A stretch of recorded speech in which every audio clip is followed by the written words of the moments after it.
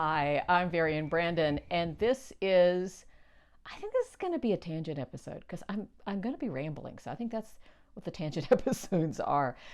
They started as a tangent from the more teachy episodes of the stranded color work or the stranded discussion, which is a whole other series. And I know, yes, I know, I've got one more to do on that, which is blocking and stuff, but I'll get there. Yeah, it's lots of stuff going on.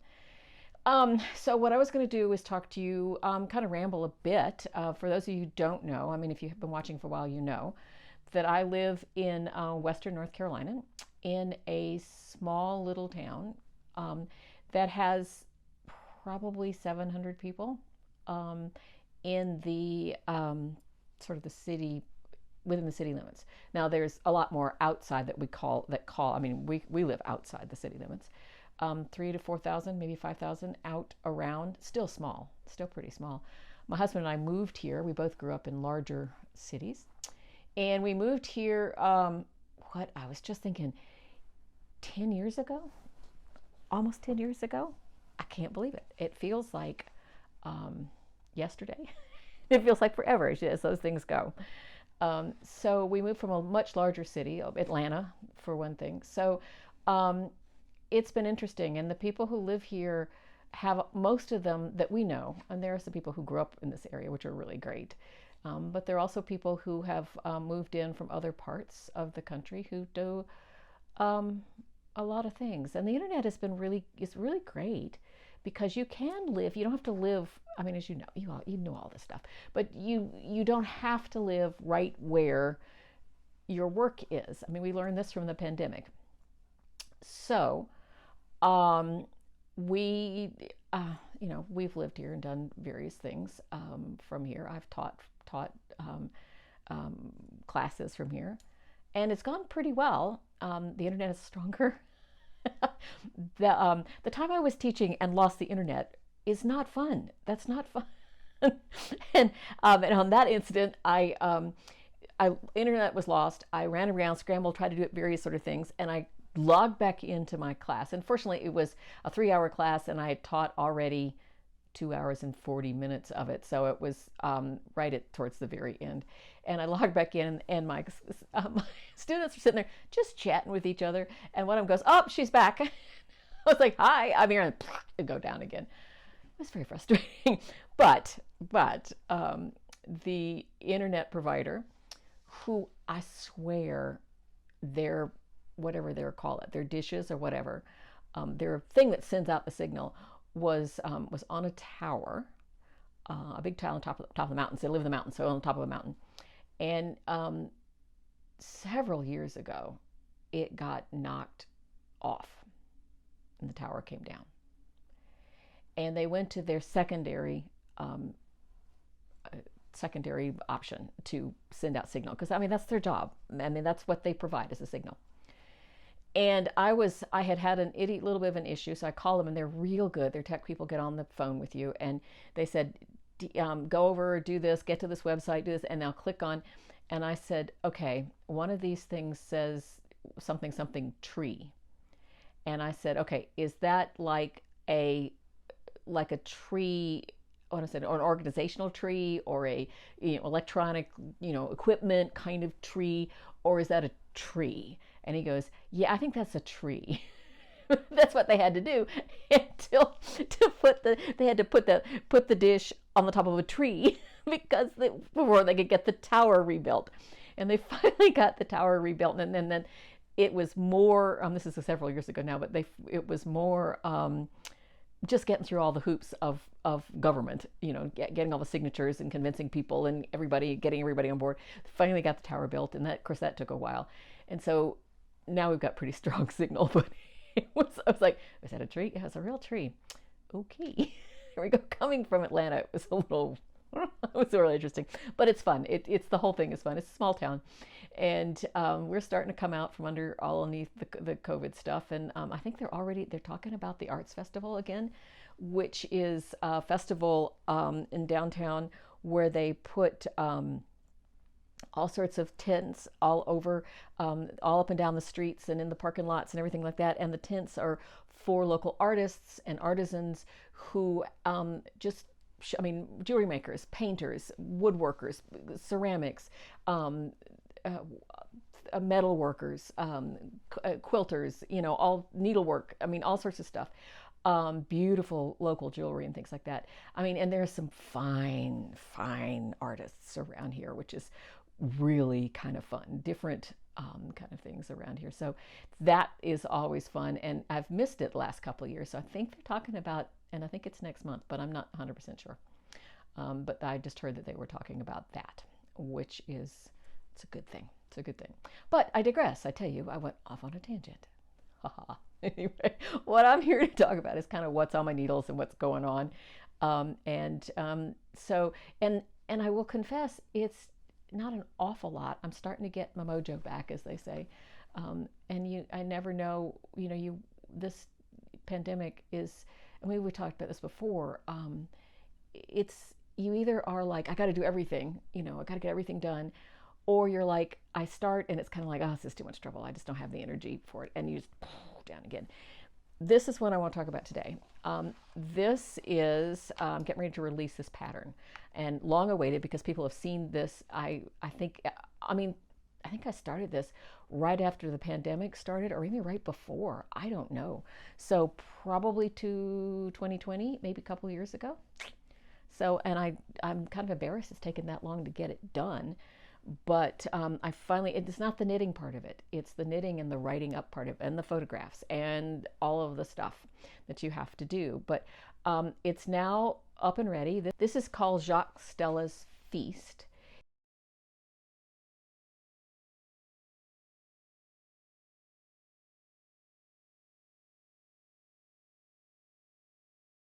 It is a rectangular shawl that is much like the familiar shawl, if you've seen that, if you're familiar with it. Haha. Anyway, it worked in the round with steeks and all this kind of stuff. I'm going to show you some pictures of it while I read you the color copy that's from the pattern that talks a little bit about the design itself. So it's called Jacques Stella's Feast, and it says, "What do you wear where you're invited to have tea with an accomplished 17th century neoclassical artist? What do you drape across your chair while chatting to a man who was born in France, studied in Italy, worked for a Medici prince, became a court painter of Louis XIII, a man who is said to have embodied the Baroque sensibility? That's easy. You bring out your drapey knitted stole, adorned with motifs reminiscent of designs created by the very artist himself. Jacques Stella's tea is a long rectangular stranded colorwork shawl, just like I said, worked in the round with steeks so the right side is always facing you. The very Baroque designs are larger than traditional Fair Isle motifs. I think the stitch repeat is like 62 stitches, and Fair Isle motifs are at most 30 something, usually more like 15 to 20. It can be broken down with the use of markers to keeping track with your knitting, making keeping track of your knitting easier. It stands right now lengthwise at 101 inches or 256 centimeters times 21 times by 21 inches wide, or 53 centimeters, which is long for some people. I've taken this several times. Let's put this over here. I need them in just a minute, so you know me. I'll put them over here and then I need them right back again. But anyway, I have had this finished for a while, and several people have tried it on. Several people have said, yeah, it's a little too long for me. Other people were saying, no, this is just right. So, but I was smart enough that the motifs on here are in the 62 stitch repeat. I think that's right. If it's not, it's close. Which is about 10 inches. So that you can, this is repeated 7 times before you put the end stuff on it, the end edges on it. You can do it 6 times. You can do it 5 times. You can do it 8 or 9. I mean, depending on what length you use. So it's totally, bottom line, it's adjustable. So it's cool. And then it takes, see, I told you. It takes, this is Elemental Effects Shetland, which is this lovely stuff that gets really drapery. Hello, talk, all right? Drapey. It gets really drapey. It's worked in, I think, a size 5, US 5, and I don't have the conversion on that, but anyway, US 5 needle, which makes it real kind of drapey. And this Elemental Effects Shetland, this is their fingering weight, blooms when you, it gets, not only does it get real drapey, but it also blooms when you wet block it. And so that it fills out. Normally you don't do, and you've heard me talk about this before, normally you don't traditionally to work stranded color work, you try to go down a couple of needle sizes because you don't want the strands in the back to show. So you want to have a fairly tight, gauge. You want fairly tight gauge. Although with this yarn, you can work at a larger needle, and because it blooms and puffs up is what I mean, you can work in a larger gauge, so it makes it pretty drapey. It puffs up so it covers up any petticoats, as I said, any sort of strands behind. It has 3 colors. The brown is called Murret and takes 11 skeins. The sort of blue is called Periwinkle and it takes 10 skeins. And the sort of the salmon color is called Dusty Rose and it takes 3 skeins of that. And the skeins of Elemental Effects are 118 yards for 28 grams or 1 ounce. So there you are. And right now, the kit is on sale. The kit is for sale at Elemental Effects and her store. That's Jean DeCoster, and it's her Shetland that I use. And the kit is on her website for sale, pattern. And in the kit you get all the yarn. You get I don't know why I just don't leave them on, but I can't see as well otherwise. Anyway, you get the pattern, you get all the yarn, you get a bag that has a logo of the pattern. I'll probably try to put a picture of it there. You get, skein size. You get all the yarn and all that sort of stuff, and the pattern and everything like that, and the custom logo bag that goes with it, which is really cool. And so there's that. Right now, for the month of May, to the end of May, so this is coming out a little before the end of May, for the month of May, I don't know what she's going to do it ahead of time. I'll have to ask what she's going to, I'll see what I can do, send her a note, that from now until the end of May, this will be 15% off. The kit will be 15% off. As soon as the kit is up for a while, I then more than likely release just the pattern itself onto my my website and to Ravelry. So whichever you want to do. So there's that. I told Jean, I was talking to Jean the other night on the phone, and I said I was going to do this video that talk about the release of it and the pattern and everything and the sale and. I know what I need to tell you. In order to we have a code. There's a code. I don't think she's going to just take it. Yeah, we talk about doing it several ways. There's a code that will get you the 15% off. Let's put it that way. And the code I'm going to put up, right here. So hopefully in this spot right there, you'll see the code, and it's something like JST 512, I think is what it is. But don't take what I say, take what is written on the page, because when I do the post on this, I will make sure I put it up there. But that's where you can get 15% off for the month of May. So, and it's 522, not 512, because it would be May 22. Anyway, that's how it goes. So, that's that. But I was talking to her, and I said I felt like I was like going, just for you, we're going to give you 15% off this lovely design. I hate it. But anyway, there are lots of people who who have seen this design, have seen it when I'm teaching, and wanted to know when it was coming out. So for you, for those people, for you listening right now, 15% off with the code so that you can go ahead and get started. It's a good thing. So what else am I working on? And here I am banging my knees again. So sorry. What else am I working on? I've got another project that I'm working on with Mountain Meadow, which is another yarn company. And what Karen over there wanted me to do was to work on a stranded sweater, not an all over. We decided we were going to do yoked sweater.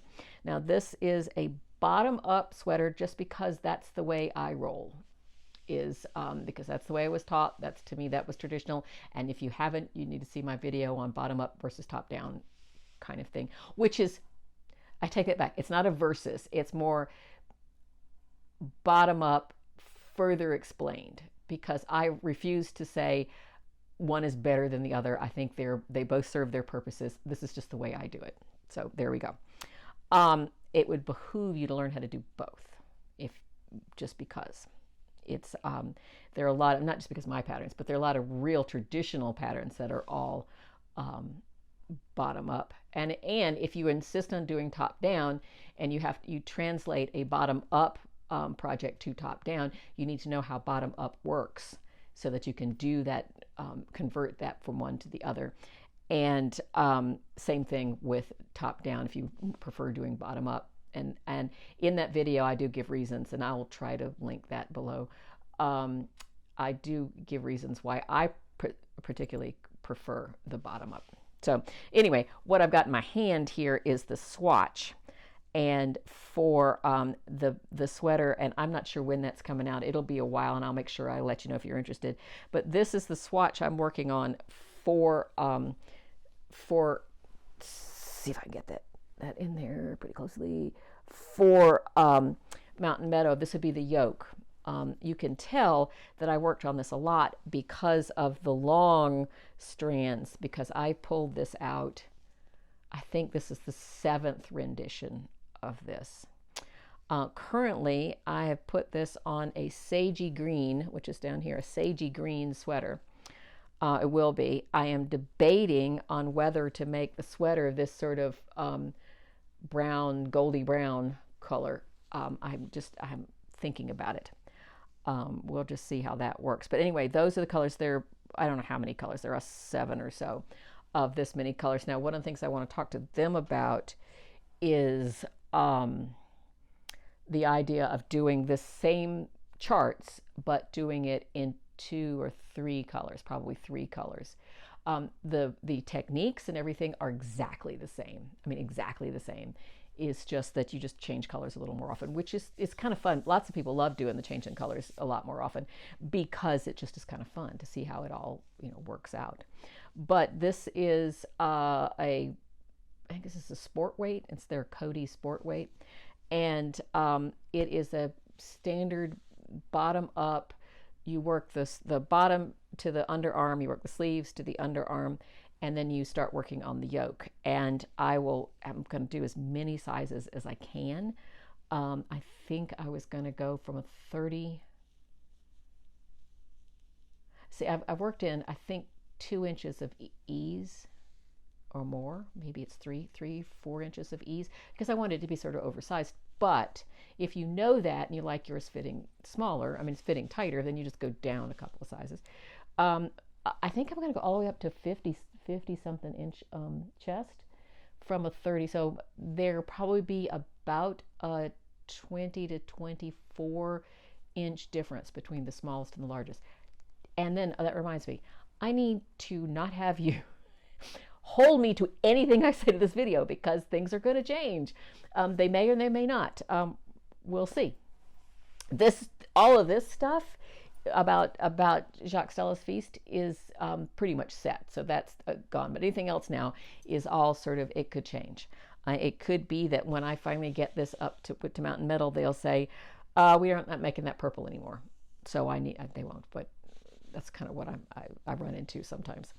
So we'll see what this is going to be like, and whether they want to do the 2 or 3 colors, I don't know, but that's what it's going to be. a probably not a full crew neck that's all the way up here, more of like a scoop neck. So not quite so up like this. Probably more scoop neck, not a V-neck though. That would be a little weird. That would be a little weird. Anyway, that's this one coming up. The other thing I'm working on, my husband and I are getting ready to go out of town for a little bit, and I needed to have, for a few days, and I needed to have something to work on during travel. So you can tell what I've done here is I'm working on a hat. It's kind of, this is with the Shetland, the Elemental Effects Shetland. I got up probably 10 or 12 rounds in and decided I didn't like the way it was working, so pulled it all out. Now get all over it. So now I have bits and pieces here of what I pulled out. Dropped them on the floor. Hold on. So that now it's just all in pieces. So now I'll try to get that back on the needles before I leave, which should be pretty soon. So anyway, that's what's going on with that. There are a couple other things going on that I'm not going to tell you about just because they're not there. Some of these things are so, the sweater and the other projects and things are kind of ishy. The specific details are a little ishy, but the other things I'm not going to tell you about are so ishy that it doesn't, you wouldn't even recognize them probably when I get through with them. But anyway, so it's a lot of fun. So this one, if you're interested in it, I am thinking, Jean's out of town, so I need to send her a note to say, let's start this next week. However, I say next week because you don't know when I'm shooting this. Let's start this. I'm going to try to start this the last week of April. If not, the discount, you can get it now for full price, but the discount code will hopefully work. And I'll put it up here again, just in case you missed it. Will hopefully work the last week of April, but definitely work start in March 1, all the way through March 30, whatever the last day is, 30 days past September, April, June. So May has 31. There you go. It's high math brain here going. Anyway, that's really stupid. So, okay, that's about all I have to say. I am teaching, just for shucks, I am teaching at the Blue Ridge Fiber Festival in Sparta, North Carolina, which is a lovely little town, lovely little festival. Not little, but it's not one of the big festivals, but they've got some beautiful, from what I understand. I've only taught there once, but my friend who's taught there before said that usually the vendors area is gorgeous. And so that's in Sparta, and that will be in June, the first weekend, I think, in June.